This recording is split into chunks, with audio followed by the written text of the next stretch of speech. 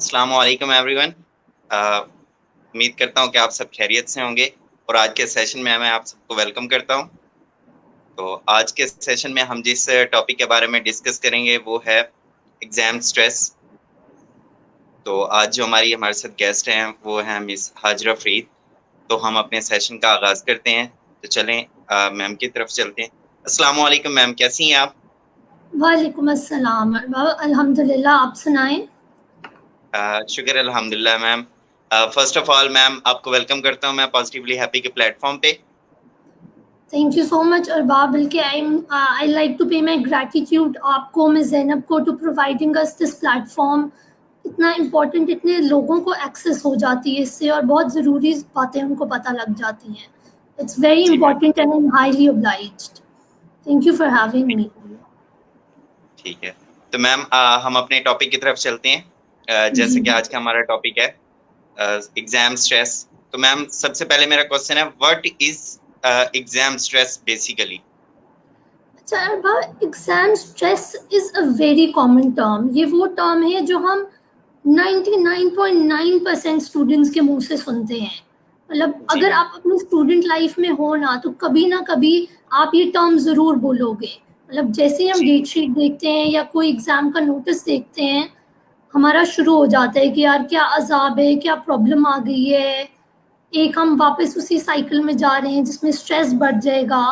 तो exam stress को define करने से पहले ना मैं आपको ये क्लियर कर दूँ कि स्ट्रेस है क्या? मतलब लेटर टर्म है क्या? बेसिकली होता ये है कि हमारी बॉडी की ना कुछ फिजिकल, साइकोलॉजिकल, इमोशनल रिस्पॉन्सेज होते हैं। जब कोई भी चेंज, कोई भी सिचुएशन आती है, तो ये मिलके उसमें अडेप्ट करने की कोशिश करते हैं, उसमें एडजस्ट करने की कोशिश करते हैं। जी लेकिन मैम। जब एक और इसमें डिफरेंट टाइप की चीज़ें आ जाती हैं, मतलब डिफरेंट स्ट्रेसेस होते हैं जो हम सब अपनी कॉमन डेली लाइफ में एक्सपीरियंस कहीं ना कहीं कर रहे होते हैं। इनमें से जो एक सबसे बड़ा और most common problem is exam. और ये दो तरह का हो सकता है। मतलब बेसिकली ये तीन सिचुएशंस में अकर कर सकता है, आपके before exam, during exam and after exam. और इसमें दो फर्दर कैटेगरीज आ जाती हैं जिसमें हम पहली चीज़ कहते हैं स्ट्रेस ऑफ इफ, मतलब एक्सपेक्टेड स्ट्रेस कि क्या होगा, मतलब अगर मैं नहीं अच्छा कर पाया, या वो अगर वाला कॉन्सेप्ट बहुत ज़्यादा हमारा आ जाता है कि जी अगर मैम। ना हो सका, ये हुआ तो क्या होगा। ठीक है। और दूसरा होता है सिचुएशनल, कि जब हम एग्जाम के बीच में बैठे होते हैं, उस सिचुएशन में होते हैं और वहाँ पे हमें लगता है कि कोई सवाल, कोई चीज़ हमें समझ नहीं आई है, हम उस पर अटक गए हैं। And then there is a long list पे बाकी सवालों की जिनमें वो स्ट्रेस बढ़ना शुरू हो जाता है, वो प्रॉब्लम जी क्रिएट करना शुरू हो जाता है। तो एग्जाम स्ट्रेस इज समथिंग जो कॉमन है, जो ऑलमोस्ट सब एक्सपीरियंस करते हैं। और तीसरी चीज़ है कि वो हमारे पेट में बटरफ्लाइज कॉज करेगा, हमारे हाथ पांव स्वेटी हो जाएंगे, बाथरूम हमें बिल्कुल साथ चाहिए होगा अपने, और डिफरेंट टाइप की चीज़ें एक्सपीरियंस कर, नौजिया होना शुरू हो जाएगा। मतलब एग्ज़ाम का जी नाम सुनते ही हम रिलेट कर लेंगे उन चीज़ों को। This is what is exam stress basically. ठीक है। मैम नेक्स्ट क्वेश्चन है आपसे मेरा कि as you have said butterflies in stomach and nausea, do they vary or are same with every individual? There basically एक बेसलाइन होती है जो सिम्टम्स की हम फेस करते हैं, जिसमें ये बटरफ्लाइज, आपकी स्वेटीनेस, नर्वसनेस, जो एंक्शसनेस हम फील कर रहे होते हैं, हमें डर लग रहा होता है, हार्ट बीट तेज हो रही होती है एग्जाम से पहले, ये कुछ बेसलाइंस होती हैं जो हर स्टूडेंट में कॉमन होती हैं। लेकिन उनकी इंटेंसिटी ज़रूर वेरी करती है। जैसे किसी में ये बहुत ज़्यादा होगी, इस हद तक कि उनकी कम्युनिकेशन में प्रॉब्लम आ जाएगी, पेपर देने में हिंड्रेंस आ जाएगी, मतलब वो पढ़ नहीं पाएंगे, फोकस नहीं कर पाएंगे, कंसंट्रेशन बिल्कुल ख़त्म हो जाएगी। वहाँ पे जैसे कुछ लोग मतलब पेट पकड़ के बैठ जाते हैं, डायरिया हो जाता है, कुछ को बुखार, मतलब इस एक्सट्रीम तक भी हाइटन सिम्टम्स जाते हैं। और कुछ में नॉर्मल लेवल तक भी, जो डेली लाइफ में हम मतलब एक्सपीरियंस सभी कर रहे होते हैं, वो भी रहते हैं। जिनके सिम्टम्स इस हद तक जाते हैं ना कि उनकी प्रॉब्लम हिंड्रेंस होना शुरू हो जाती है, मतलब एग्जाम देने में ही मसला आना शुरू हो जाता है, ये एक सीरियस चीज़ है। लेकिन बाकी अगर ये नॉर्मल लेवल पे रह रहा है और आपकी फंक्शनल, मतलब उनको अफेक्ट नहीं कर रहा है, तो आप आज के सेशन की टिप से बहुत फ़ायदा उठा सकते हैं। जी ma'am, next question, why do we experience exam stress? अच्छा, ये होता क्या है, इसकी कुछ काफ़ी सारी रीजंस हैं, लेकिन रिसर्च ने जो मेजर रीजंस प्रूव किए हैं ना, सबसे पहली इज सेल्फ डाउट। हमें खुद पे यकीन नहीं होता और हम सबसे पहले कहते हैं क्या मैं कर पाऊंगा या क्या मैं कर पाऊंगी। जहाँ पे वो सेल्फ डाउट शुरू होता है ना, उसी से रिलेटेड हमारा स्ट्रेस शुरू हो जाता है। मतलब वहीं से ही हम सिम्टम्स एक्सपीरियंस करना शुरू कर देते हैं। दूसरी चीज़ आती है हमारी एक्सपेक्टेशंस, जो हमारे पेरेंट्स ने या टीचर्स ने लगाई होती हैं, और ये ख़ास तौर पे आपके मैट्रिक और इंटर वाले फेज में होता है कि जहाँ आपको होता है कि भाई आपके मामू का लड़का डॉक्टर है तो मैंने इतना पढ़ना है कि मैंने भी वही बनना है। ये उस फेज में बहुत ज़्यादा हाइटेंड हो जाता है, जहाँ पे आपके पेरेंट्स आपसे ये उम्मीदें लगा के बैठे होते हैं कि मेरा बेटा तो इतना पढ़ेगा, ये इतना अच्छा स्कोर करेगा कि वो मतलब हमारी ख्वाहिशों पे उतरेगा। तो वहीं पे भी आपको ये चीज़ आ रही होती है कि अगर मैं इनकी एक्सपेक्टेशंस को पूरा ना कर पाया या अगर मैंने इन्हें अपसेट कर दिया तो क्या होगा। तो इन सोचों की चेन भी आपको उसी चीज़ की तरफ लेके जाती है। फिर तीसरी चीज़ जो सबसे ज़्यादा आती है वो ये होती है कि लोग क्या कहेंगे, सोसाइटी की जी एक्सपेक्टेशंस हमसे, मतलब स्कोर की बेसिस पे। अनफॉर्चुनेटली हमारी सोसाइटी ऐसी है कि हमने मार्क्स की बेसिस पे ना इंटेलिजेंस को डिफाइन किया हुआ है कि जो जितना ज़्यादा स्कोर करेगा ना वो उतना ही इंटेलिजेंट, उतना ही स्मार्ट होगा। अगर आपके कम नंबर हैं तो आप किसी भी फील्ड में अच्छे नहीं हो सकते, किसी भी डोमेन में अच्छे नहीं हो सकते। वो हमारे नंबर एक हाईलाइटेड फैक्टर होते हैं। तो इस जी फियर से भी बच्चों का स्ट्रेस बहुत बढ़ जाता है कि अगर मार्क्स ना आए तो लोग क्या कहेंगे, मतलब हमें डिफरेंट डिफरेंट बातें सुननी पड़ेंगी उनकी। जी मैम। तो बेसिकली ये हैं। उसके अलावा हमारी प्रोक्रेस्टिनेशन है, हमारे कॉन्सेप्ट्स क्लियर नहीं होते हैं, जो लास्ट मिनट तक हम चीज़ें डिले कर रहे होते हैं, छोड़ रहे होते हैं।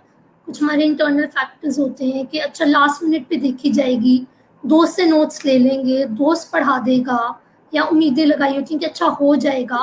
तो ये चीज़ें भी जब लास्ट मिनट पे हमें लगता है ना हम नहीं कर पा रहे, तो वो भी जी स्ट्रेस कॉज करती हैं हमें एग्जाम्स का। ठीक है मैम। मैम, नेक्स्ट क्वेश्चन आपसे है कि समटाइम्स जो स्ट्रेस होती है ये हमारे लिए हेल्पफुल होती है, बट जी, समटाइम्स ऐसा होता है कि हमारी परफॉर्मेंस को मतलब कि इफेक्ट करती है, तो ऐसा क्यों होता है मैम? बेसिकली ना हमारे पास दो तरह के स्ट्रेसेस होते हैं, यू स्ट्रेस और डिस्ट्रेस। यू स्ट्रेस ये होता है कि मतलब हमारी लाइफ में कुछ ऐड हो रहा है लेकिन वो हमें मोटिवेट भी कर रहा है उसकी तरफ। ठीक है, इसमें एक फैक्टर ये आता है कि अगर हम मोटिवेटेड होते हैं तो हम उस स्ट्रेस को एज अ चैलेंज लेते हैं और हम फिर और एफर्ट्स डालते हैं उसको कवर करने के लिए और स्कोर ज़्यादा करने के लिए। तो दिस इज़ जब हमारा स्ट्रेस हेल्पफुल होता है, हमें मोटिवेट कर रहा होता है पढ़ने के लिए। कुछ परेशानियाँ होती हैं कि अच्छा यार मैंने पढ़ना है, मेरे एग्ज़ाम्स हैं या मुझे कुछ करके दिखाना है। तो उस सिचुएशन में आप फिर ज़्यादा मेहनत कर रहे होते हो और वो स्ट्रेस आपको पुश एज अ पुश हो रहा होता है कि आपने अपने गोल को अचीव करना है।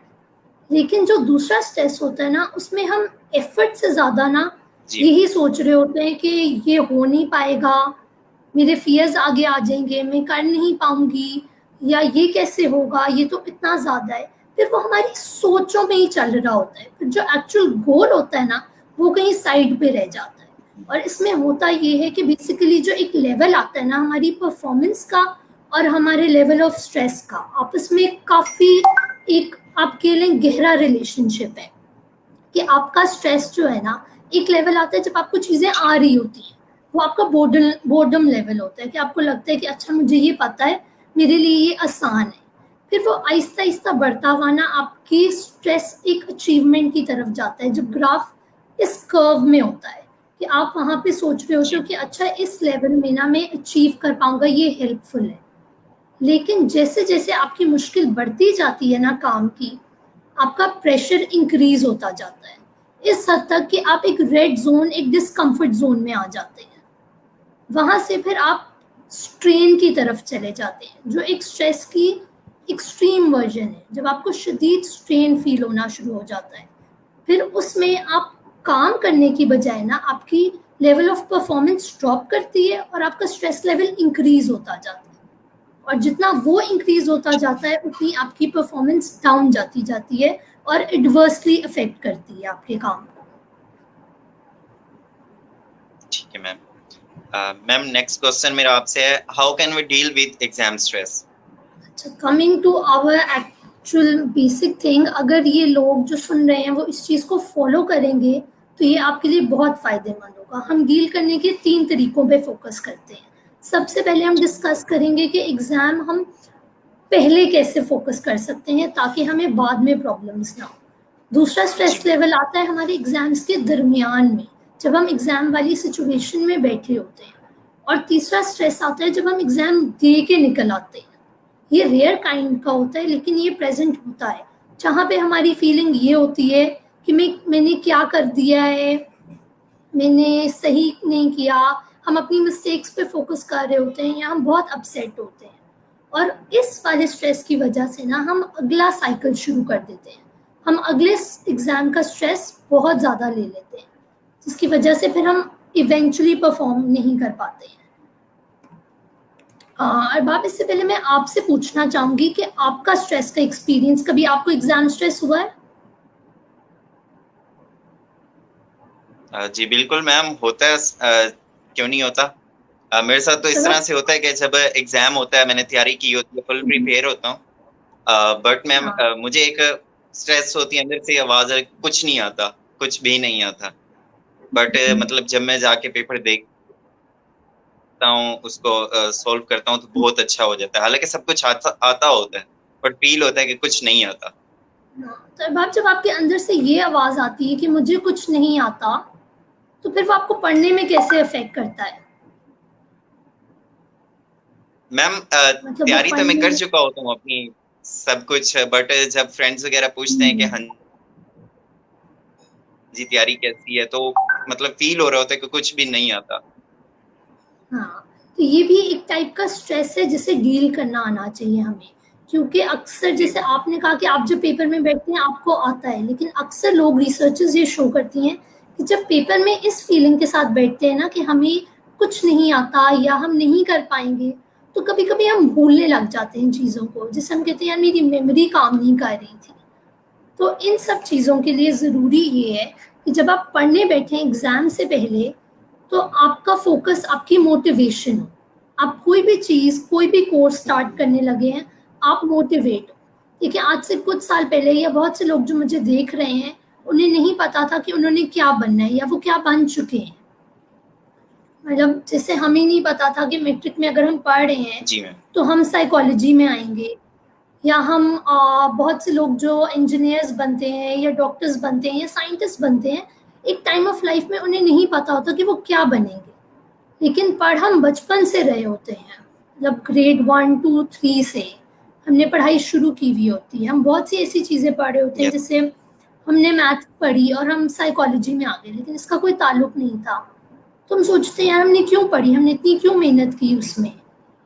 तो द बेसिक कॉन्सेप्ट है कि हम इतनी चीज़ें पढ़ते हैं सिर्फ एग्ज़ाम्स के लिए नहीं, वो हमारी विल पावर, हमारी डिसीजंस, हमारे कॉन्फिडेंस को और हमारे एक मोटिवेशन को टुवर्ड्स अचीवमेंट को बना रहे होते हैं। वो एक स्लो एंड ग्रेजुअल प्रोसेस होता है to keep and make us motivated in life, किसी भी चीज़ के लिए, कि अगर हम वो कर रहे हैं तो हम आने वाली बहुत सी चीज़ें कर सकते हैं। तो सबसे पहले तो आपने अपनी मोटिवेशन को हाई रखना है, अपना सेल्फ कॉन्फिडेंस और सेल्फ डाउट क्लियर कर लेना है। क्योंकि देखिए, एग्जाम सुनते ही पहला लफ्ज़ क्या आपके जहन में आता है? Problem, worry. हमने एसोसिएट किया होता है दोनों चीज़ों को। तो जिस चीज़ को हम प्रॉब्लम देखते हैं, एज ए नेगेटिव चीज़ देख रहे होते हैं, फिर हमारे इमोशंस और थॉट्स भी वैसे ही इफेक्ट हो रहे होते हैं। तो सबसे पहले तो हमने इस चीज़ को हिलाना है कि एग्जाम्स प्रॉब्लम नहीं है, वो एक चैलेंज है। वो हमारी पूरी साल की पढ़ाई, हमारे नॉलेज के लिए एक छोटा सा टेस्ट है कि जो हमने पढ़ा, जो हमने सीखा, क्या हम उसको डिपेक्ट कर सकते हैं, क्या हम उसको पेपर पे या अपनी नॉलेज को समझ आई है हमें कि नहीं आई है।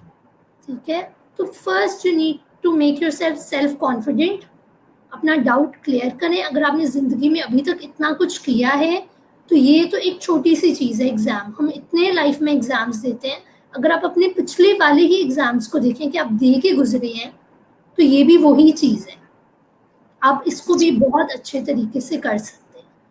तो इस मोटिवेशन के साथ साथ आप ऐसी इन्वायरमेंट बनाएं अपने अराउंड कि अपने लिए मोटिवेशनल कोट्स रखें जो आपको बूस्ट करें कि अच्छा यार मैं ये कर सकता हूँ, मेरे अंदर इतनी पोटेंशियल है, मैं कोशिश एटलीस्ट कर सकता हूँ, मेरे एंड पे एफर्ट है, रिजल्ट नहीं है, तो मैं अपनी पूरी एफर्ट डाल सकता हूँ। सेकंड स्टेप पे आता है हम अपने आप को ऑर्गेनाइज करें। हम एग्जाम से थोड़ा टाइम पहले अपने सारे नोट्स कॉपीज मेक श्योर कर लें कि हमारे पास इकट्ठे हैं, क्योंकि लास्ट मिनट पे ना कोई दे रहा होता है ना कहीं से मिल रहे होते हैं, वो एक एड ऑन स्ट्रेस ही होता है। तो we need to make sure कि हमारे पास ये नोट्स चीज़ें पहले से हर सब्जेक्ट के अकॉर्डिंग पड़ी हुई है। ठीक है, जब आपका ये भी हो जाएगा तो आपका एक लेवल ऑफ स्ट्रेस वहां उतर जाएगा। तीसरी चीज है, you need to maintain a schedule. आप बहुत ज्यादा स्ट्रिक्ट स्केड्यूल नहीं फॉलो कर सकते, मत करें। And one important thing is कि किसी का स्केड्यूल मत लें कि आपका दोस्त बना देगा तो आप फॉलो कर लेंगे। आपकी अपनी स्ट्रेंथ्स एंड वीकनेसेस हैं जिसके अकॉर्डिंग आप कुछ कर सकते हैं। ठीक है, तो अपनी स्ट्रेंथ्स एंड वीकनेसेस को माइंड में रखते हुए अपना टाइम टेबल अपनी क्रिएटिविटी के मुताबिक बनाएं। कोई एक दिन में एक चैप्टर कर सकता है, कोई एक दिन में 2 कर सकता है।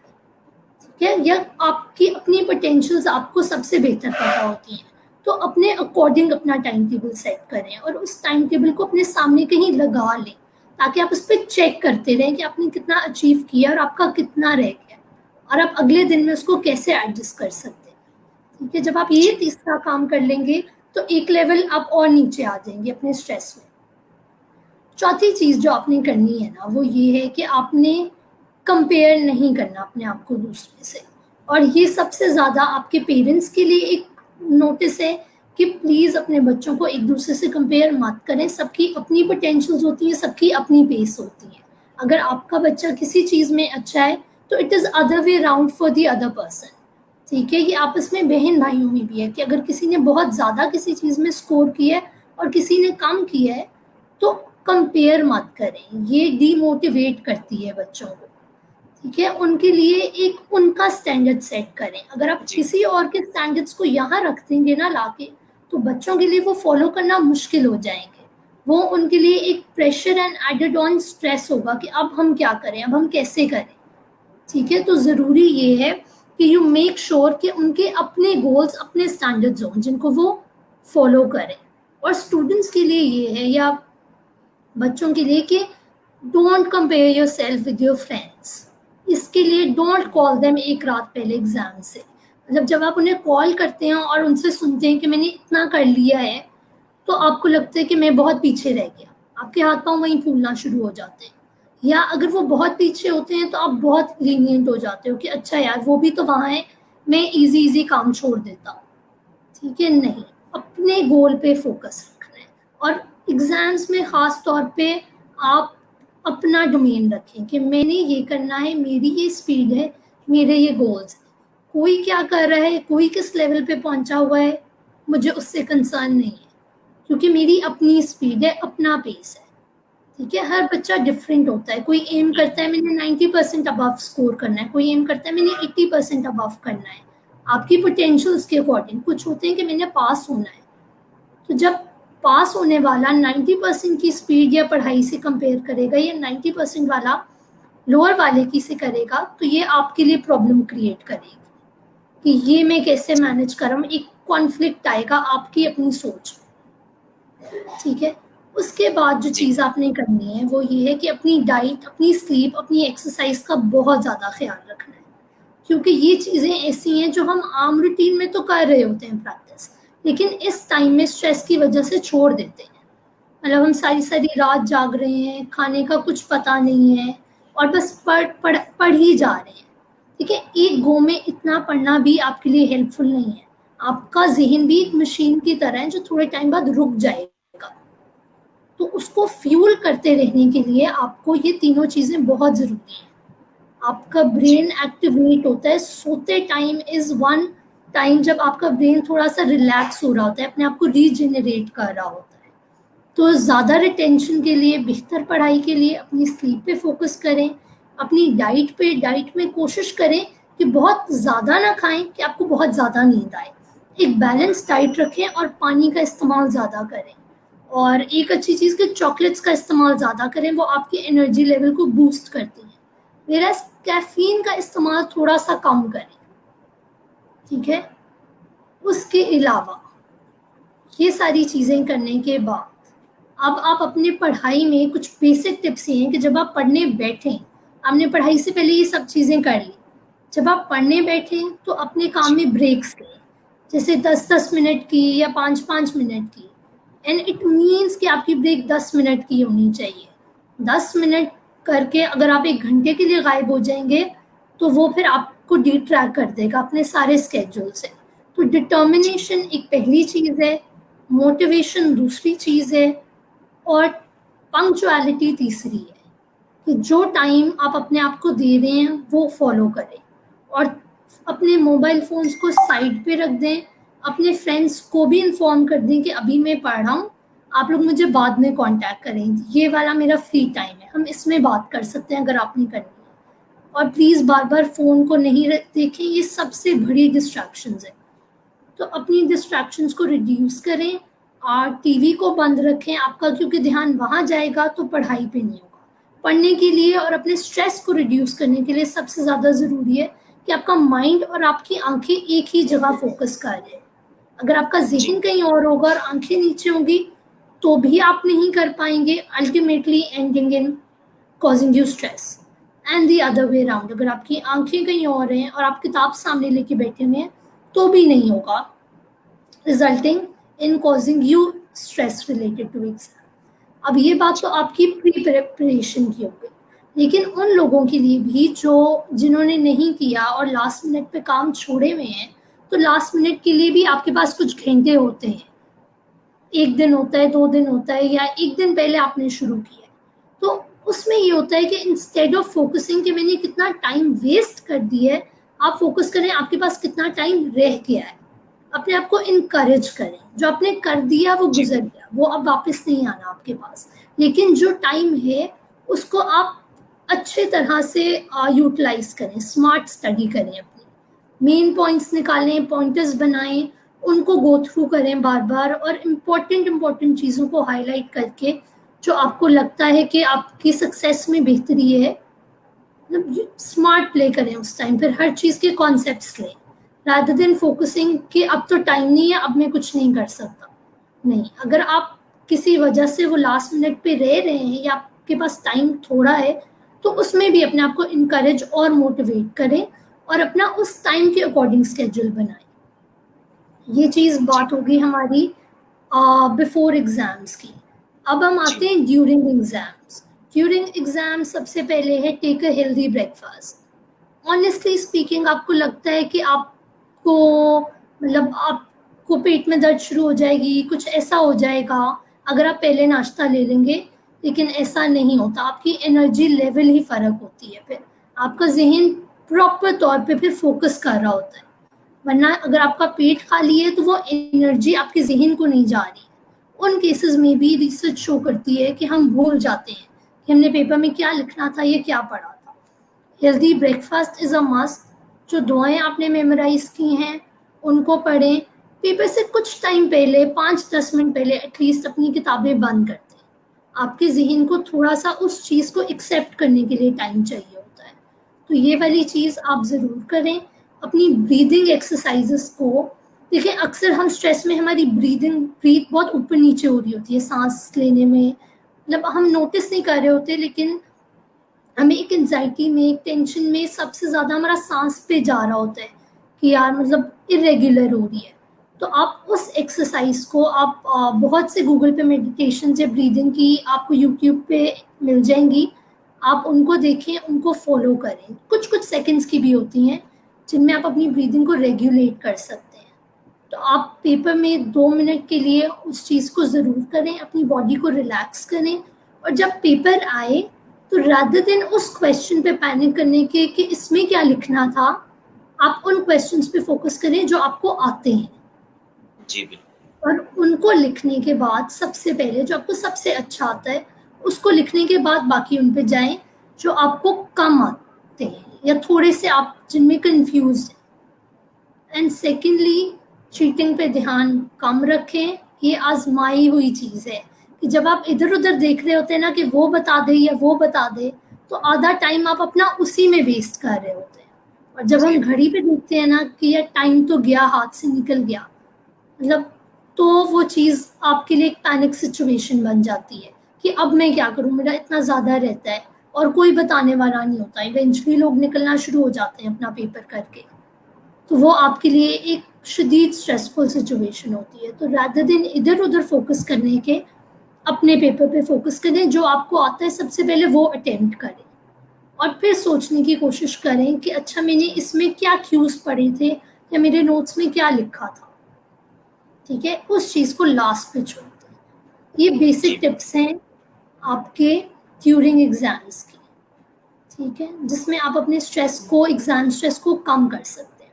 कमिंग टू आफ्टर एग्जाम्स, जब हम बाहर निकलते हैं और हम पहला क्वेश्चन ही किसी से डिस्कस करते हैं, और एक फेमस मीम भी थी कि उनका आंसर ए था, किसी का बी था, और मैं वो था जो 121 लिख के आया हुआ था। तो अक्सर ऐसी सिचुएशंस भी हमारे साथ होती हैं। तो अपना पेपर डिस्कस मत करें, उस टाइम पे अपने आप को रिलैक्स रखें, काम डाउन रहें। ठीक है, अब जो आप कर आए हैं उसको आप नहीं बदल सकते, तो जो आने वाली चीज़ें हैं उस पर फोकस करें। ठीक है, इसलिए बेहतर ये होता है कि अपने पेपर को टाइम बीइंग के लिए आप छोड़ दें कि जो हो गया दैट्स डन।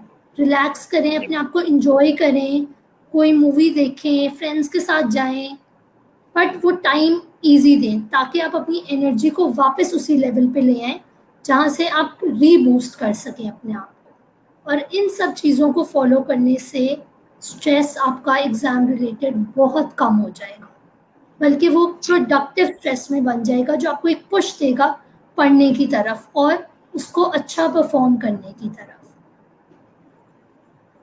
जी मैम, माशाल्लाह बहुत अच्छा एक्सप्लेन किया मैम आपने। मैम मजीद कुछ आप हमारे व्यूअर्स को कुछ बताना चाहती हो, इसमें ऐड करना चाहती हो?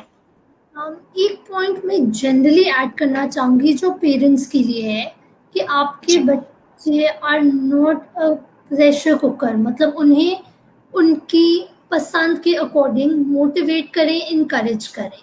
पेरेंट्स को जब हम कंपेयर करते हैं अपने बच्चों को दूसरों के साथ या उनके बहन भाइयों के साथ और उन्हें ये फील देते हैं यार तुम निकम्मे हो, आप कुछ नहीं कर सकते हो, या आप तो उतना अचीव ही नहीं कर पाए, उन्होंने तो इतना हमारा नाम रोशन किया है, ये मत करें। ये बच्चों की मेंटल हेल्थ के लिए बहुत बुरा है।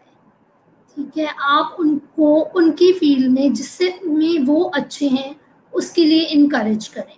और दूसरी चीज़ इज कि हमारे पास हमेशा सक्सेस के बाद के प्लान्स होते हैं कि अगर हम अचीव करेंगे तो हम ये करेंगे, हम वो करेंगे। फेलियर के बाद भी प्लान्स होने चाहिए। आपके पास एक साइड ऑप्शंस अपनी लाइफ में होनी चाहिए कि ए बी सी। अगर मेरे पास ए नहीं होगा तो मैं बी कर सकता हूँ, बी नहीं होगा तो सी कर सकता हूँ। इसमें ये होता है कि एक तो आप इनकरेज होते हो अपने ए को अचीव करने के लिए, लेकिन जस्ट इन केस आपका ए अचीव नहीं होता तो आप डिप्रेस या डीमोटिवेट नहीं होते हो बी और सी को लेकर।